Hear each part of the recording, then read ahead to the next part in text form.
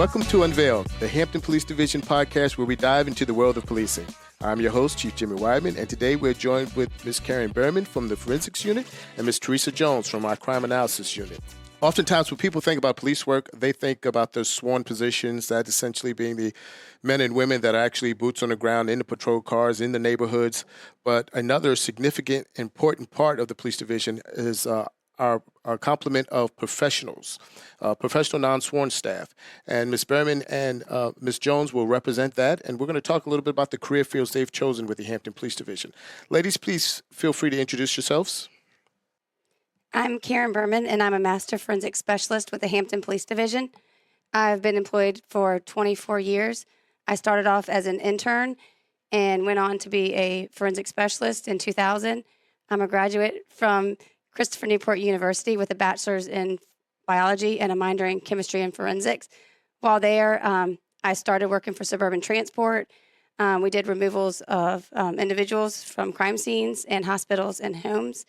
And then began my internship, which revolved into a full-time job with the Hampton Police Division. Oh, very good. And Ms. Jones, please. And I'm Teresa Jones, and I'm a crime analyst with HPD. I graduated from Longwood University with a Bachelor's of Science, also in biology, just like Karen. I graduated back in 1996, so I'm giving my age a little bit. But after graduation, I wasn't sure about what I wanted to do with my biology work, so I started working for a doctor's office, thinking I want to get into the labs, maybe other things. And in my spare time, I also volunteered for Virginia Institute of Marine Science. We looked at species that we would catch in the ocean off of Fisherman's Island, so I helped with that because I was interested in marine biology. So 2 years after that, my career in law enforcement actually began in 1998, where I graduated from the Regional Academy of Criminal Justice as a park ranger for Hampton. And in 2000, I began working for the Hampton Police Division as a forensic specialist. Wow. I worked with Karen for about 8 years. And then in 2008, I transferred to the Crime Analysis Unit. And even though I transferred just to give my son a stable environment at home, I ended up actually really loving what I do in the office too. So I feel really lucky. I'm glad we had the intro because I actually learned a lot about each of you I did not know before. The marine biologist portion for you, Ms. Jones, and Karen, I didn't know you worked for Suburban. I did. Oh, that's how you know Cecil and those guys so well. Yes, for about 15 years. Oh, okay. So I guess real quick for the crime analyst, give us kind of like a summary of what a typical day in the crime analysis unit looks like. So, gosh, every day is different, which is one of the things I love about our job. It's a very fast-paced office. But, one of the qualities I love about being an analyst is like I said, our environment's really quick-paced. You have to know how to prioritize assignments. Daily, we review calls for service. And for listeners who might not know what those are, it's just simply a call from them where they need the service of the police. And we also review incidents, like reported incidents. So not every call for service will end in a report. And that's why we look at calls for service. It kind of gives us a bigger picture of what might really be happening in an area. We send out bulletins, wanted subjects, and even information that can pertain to officer safety. We want to keep officers safe and keep them abreast of things that are happening. We will research people that are involved in crime activity, communicate with other jurisdictions regarding regional crime that might be related. We go to regional meetings and other meetings in our agency, and then we do cyclical reports like weekly, monthly, quarterly, and yearly reports. So we're busy. And in summary, from my seat, my perspective, and as I've described it before, crime analysis is the brains of the police department. And I say that because you all capture all the data that may not be glaringly obvious, and you consolidate that to something that's actually operational. So we as a staff look for this information to determine what our failures and our successes are, where to deploy our resources, what are the results of those efforts, and also to be able to respond to our city government and citizens with inquiries about crime trends, things that are happening in specific neighborhoods, and how we compare to the other cities within our local communities. And so we make a lot of decisions about how we move forward, predicated on the information that you all are processing and providing to us, so we can take both strategic and operational approaches to resolve crime, reduce crime, and enhance the quality of life. So very instrumental part of the actual police department. In addition to that, as important as crime prevention is after we identify those persons responsible for a crime or respond to a crime, we have to collect evidence. And our experts in that field are our forensic specialists. And Ms. Berman, can you speak to a typical day in the forensics unit? All right. So as a forensic specialist, we respond to major crime scenes. We document these scenes through sketches, notes, and photographs. We collect evidence. We maintain chain of custody on this evidence. We do fingerprint analysis. When we first started, Teresa and I, we did a lot of composites. They went from pictures that didn't look real to, do you remember those days? I remember those, yeah. And then we moved on to an Avid system. We were able to do digital enhancement of videos. And from then, we've moved on to cell phones. Everybody has cell phones. They're always being tracked. So we do cell phone analysis as well as fingerprint analysis, which we use the automated fingerprint identification system for, now known as MBIS, which is the multimodal biometric identification system. And our main job is collecting this evidence and reconstructing these scenes for detectives to see, officers to see, jury members to see, and then we testify on these cases. And both of you all's fields of study are followed by media as well as television. There are several shows out that kind of, I guess, illustrate what the work is. But for each of you, discuss the reality versus what people see on television. I think it's funny if I can jump in really quick. When I tell people that I'm a crime analyst, they automatically think it's the forensic specialist job. They go right to thinking that. So we always have to clarify, no, that's not that. We actually pull data, help reallocate resources where they're needed in terms of where crime is occurring and identify trends, patterns, and series within the city. So yeah, it's totally different from what you do. So I started 6 months after Teresa. And that December of 2000, do you remember CSI came out? Yes. And so we took our lunch break in the break room in the record section, and we got to see the first episode. And if you remember, the crime scene tech got shot because the suspect came back. Yes. Do you remember that? But what we always like to tell citizens is our crimes can't be solved in an hour. Facts. And we tell people who are interested in the field, it can take us 8 hours to days, if not weeks, just to work one crime scene. And that could just be processing the scene, documenting the scene, taking measurements and sketches. Then we have to collect the evidence. When we get back, we have a lot of work to do. So it's kind of like a big report with a lot of evidence. It's kind of like doing a science project. So it takes a lot of time, a lot of patience. You have to really enjoy it and really want to do it.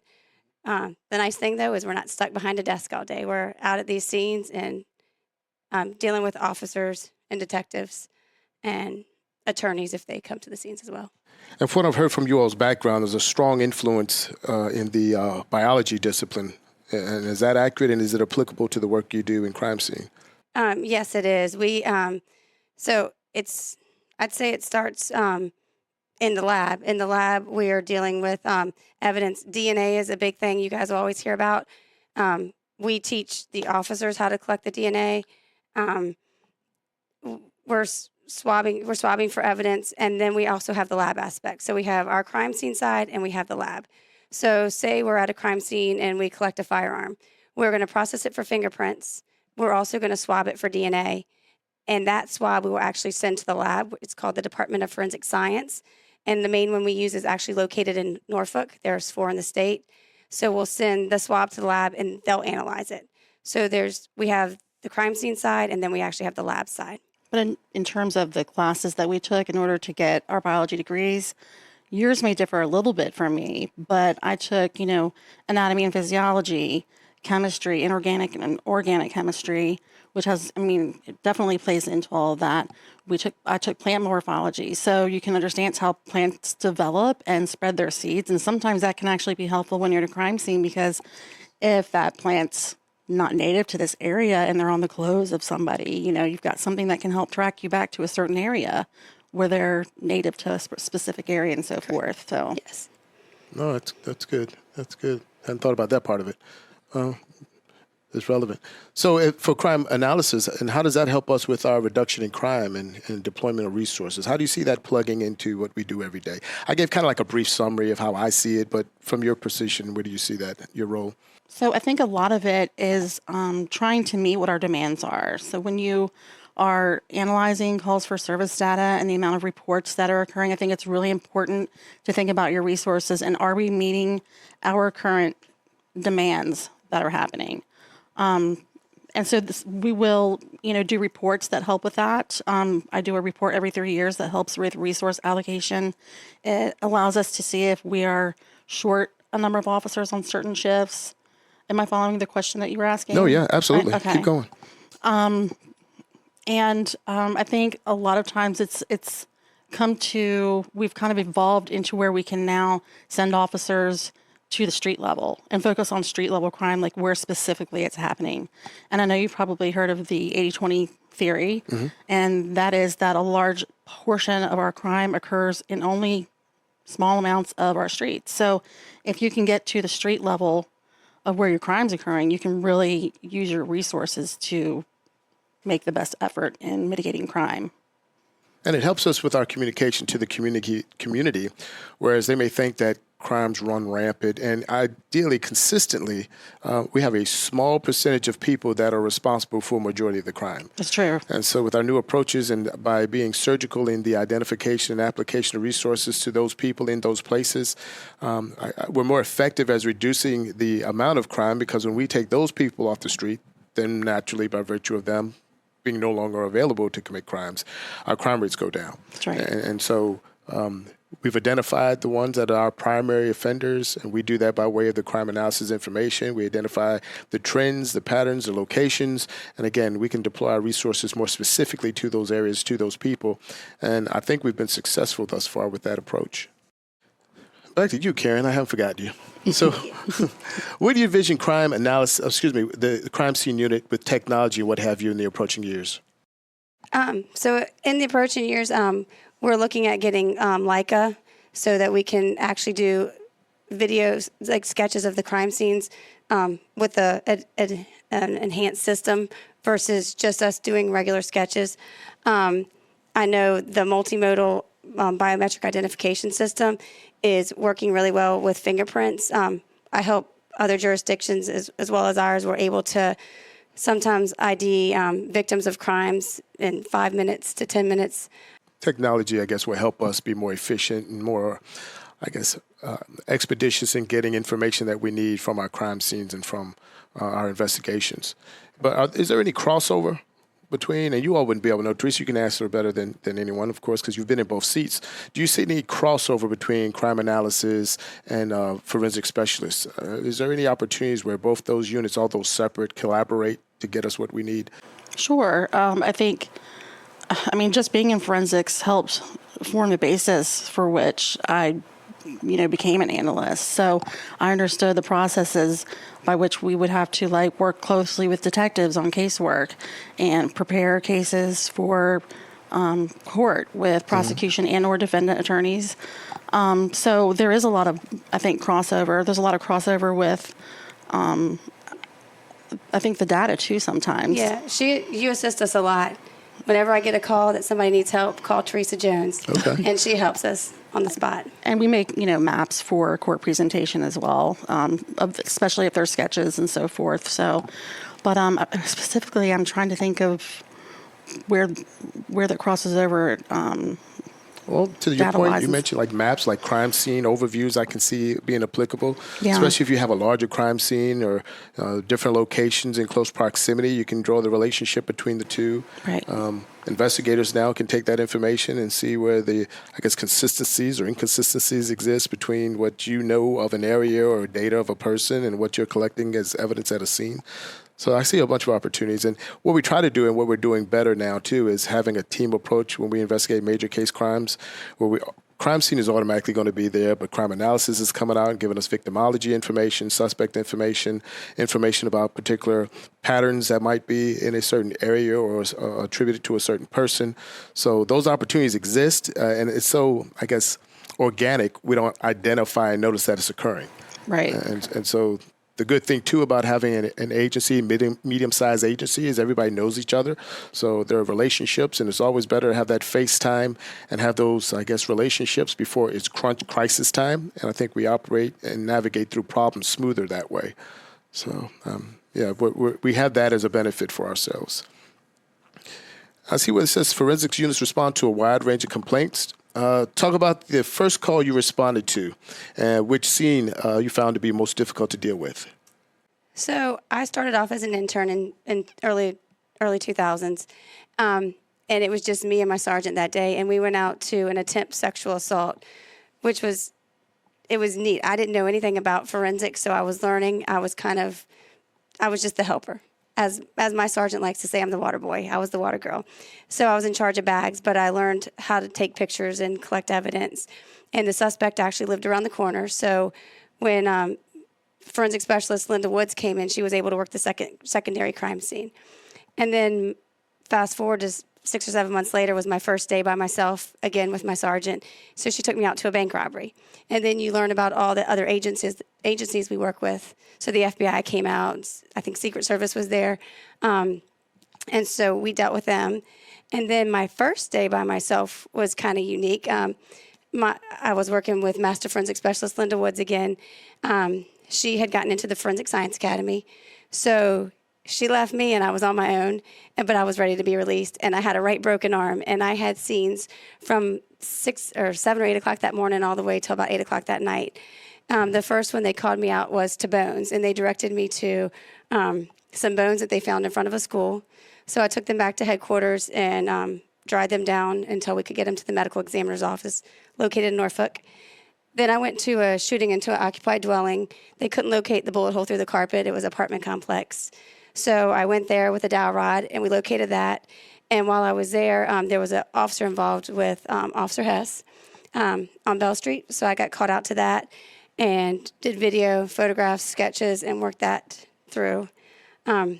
So it was a busy day, but it was a good first day. That's an all first day event? That's Yes. all that happened the first day? Yeah, that's all that happened the first day. And you stayed? I did. This many years later? 24 years See? later, I'm still It is. here. And I think a lot of people, I don't know if you've got a lot of questions, but when I was in forensics, I think my parents always used to ask me how do you deal with the hard things that you see? And I don't think any of us I didn't know if I was going to be able to do the job or not. I took the job not knowing if I was going to be able to handle it. But when you start thinking in terms of evidence, I think that's how we get through stuff like that. I think we go into work mode. Yes. We go into work mode, Yeah. and then we go home to our family. And then it bothers you, and then you let loose. But I mean, during the time, you know you have a job to get done, and you compartmentalize it, and that's how you get through it. Correct. So And I think we have some systems in place, too, that help us that's right. Yeah. with our stresses and anxieties related to the job and what we see. We have the chaplain program. We have the CISM peer groups. And the peers and mentors as a support system to help us work through it. And then if you seek medical support, then the Employees Assistance Program is another option that employees are encouraged to take full advantage of. But more importantly, just to communicate and recognize when you're getting the indications and the signs that you're, increasing your stress and anxiety. Because again, we want to get you support for those things prior to them becoming, more significant or to interfere with your normal daily lives. And then you were talking about the most difficult to deal with. Mm-hmm. So there's been a lot of scenes, but the hardest are the children. And then number 2 is seeing I don't do good seeing family members upset. That bothers me too. So those would be the 2 hardest. But 2 cases that come to mind are Davian Mutz and Noah Tomlin. But we put as many hours into it and seek justice. And at the end of the day, just remember, if you need to talk to somebody, like you said, go talk to them. Talk to your family, not about, obviously, details about the case. But, yes, correct. Yeah, absolutely. And there's some instances where we mandate the seeking of assistance or treatment. Like, for example, some of the cases that involve kids or some of the more horrific crime scenes, we mandate that the employees speak with the crisis intervention team to kind of problem solve that and get ahead of any issues that might develop, issues that you may not know you will have, but it gives you a chance to know that there are additional resources and support out there, allow you the opportunity to have dialogue, and then speak with somebody about any potential problems that might come by way of the mental stresses that come with the job. And so we try to be proactive and intervene when that's possible. So, Ms. Jones, what are some things you think is important for citizens to know? Oh gosh, I have written some down because this is such an important thing for me. So the first thing I would say is it's okay to call us for any reason. And I have the opportunity to speak with citizens over, the phone for various reasons. And during some of those conversations, they've mentioned, oh, I've seen somebody suspicious in my neighborhood or a suspicious vehicle. And when asking if they've called it in, they're like, oh, no, I don't want to bother you guys with that. Well, I really want to push that out, that it's not a bother. And that's what we're here for, because that piece of what they might think is insignificant information can really help us solve perhaps maybe a burglary, even a homicide case. So it really is important that they call us. They can call us at the 911 or the non-emergency number. So I wanted them to know that it's important that we get those calls. Also, over the years, what I have found in my dealings anyway with citizens is they know way more about their neighborhood than we will ever know. That's a fact, yes. Officers know neighborhoods. They know the people living in the neighborhoods, the business owners, but they also get promoted and they move on from time to time. So they're not always going to be in that district or area. So it's important that the citizens call in and give us that information, because we value the instinct that they have. I mean, think about your neighborhood. You know the guy that leaves at 5 a.m. every morning with a loud truck. The neighbor that comes out at 10 a.m. on the dot that gets their mail. So when you don't see that, a red flag goes up for you. Well, that's what we trust with our citizens. And so we want that information from them. So I would urge, all citizens listening, not even the ones that live in Hampton, to most certainly, when you trust your instincts and know that something's just not right, call it in. It's not a bother. It could even help us solve a case or prevent, a violent crime happening to somebody. Additionally, there's tools that are free to citizens that I wanted to let them know about. The first one is that Hampton PD partners with LexisNexis, and there's a mapping tool that's free to citizens. It's called www.communitycrimemap.com. And that allows them to kind of be their own crime analyst for the area in which they live and the surrounding area. They can search any address in Hampton for any time frame and pull specific crime or just one type of crime, whatever they want. And they can go in and search that and kind of be proactive. It allows us to have more eyes on areas where they might see problems. So that's a good thing. And like I said, it allows them to pull reported, crime for different time frames. The other thing, and again, that's www.communitycrimemap.com. If citizens don't feel comfortable calling in information, they can submit information tips anonymously, and they can use the 311 Hampton app. That's available both on Apple and Google. And the 311 app allows citizens to request services, submit a complaint, and you can even include a photo or video as well. And then we also have the Atlas One app. That's also available in Apple and Google, where citizens can submit an anonymous tip. This app actually connects our citizens with the Hampton Police. And so it'll also provide citizens with press releases, notifications, alerting them to incidents happening maybe in their area or just in the city in general, and breaking news or traffic issues that they need to know about. And then lastly, there's a free citizen online property inventory system available to all citizens through Leads Online. And it's a free, safe, and secure way to keep inventory of all your property, to include, I know this is crazy, even your pets, Wow. your vehicles, That's awesome. and anything that has a serial number. You can upload photos to it. Your pet probably has a microchip, and you usually have that number, so you can put that number in there too. If it's web-based, so if there's anything that you don't have anymore, you can take that off of your list, so you can go in and make changes. The great thing about this tool is that you can give it to your home insurance. And so you have a list of everything that you have. If you update it, you can give that to them. The other great thing about it is it's totally secure. Law enforcement, we do not have access to that list at all unless they print it for us or email it to us. So it's only accessible to them. And so, like I said, they can print that out if a burglary happens and some of that property is stolen. Mm-hmm. That allows us to have more of a description of that property and allows us, hopefully, to recover that property faster for them and have a quick turnaround time for that. So that can be found at reportit.leadsonline.com. And it's just like it sounds, reportit.leadsonline, all one word, .com. Man, I learned something just then. Yeah, me too. A lot of tips. That was awesome. Thank you. Great you. add-on. Yes. Well, Karen, you're on the block now. What would you like the citizens to know about you, or anything that's missing for someone looking to pursue a career in forensics? So if you're interested in forensics, we're always hiring in the area. In this area specifically, we're civilians. So we always have officers at the scene, but we're looking for people who have a science degree, biology, chemistry, forensics, or criminal justice.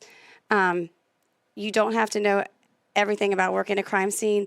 We will teach you. We do all the on-the-job training. There are a lot of trainings that the Department of Forensic Science put on. And the good thing for us is they do it for free for the whole state of Virginia. Everything from question documents training to crime scene sketching to basic photography.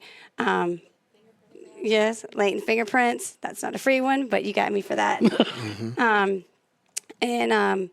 With that, we also just want the citizens to know that what we do, we take a methodical approach to everything. So we just want you guys to be patient with us. When we're at a crime scene, whether it's a burglary or a homicide, we can't finish it in 20 minutes. Things are going to take us a long time because we're documenting these scenes through sketches, notes, and photographs. And just try to be patient with us. We can't talk a lot to you guys. We'll send you to the detectives if you have questions. But no, we're doing everything we can to solve these crimes. Awesome. Well, that should be a good point to wrap up. Again, I thank Ms. Karen Berman and Teresa Jones for their time today. Thanks for having us. Yeah, thank you. No, it was a good discussion. So, and I thank you all for joining us on the episode of Unveiled. And again, thank you for listening. Thank you for listening about our crime analysis unit and our forensic specialist unit. Be sure to join us next time as we continue to shed light on the Hampton Police Division and the extraordinary individuals who serve and protect us. Thank you very much for your time. Thanks for listening to Unveiled, a podcast that highlights the extraordinary men and women of the Hampton Police Division. To learn more about the Hampton Police Division, check us out on social media and on our website at www.hampton.gov/police.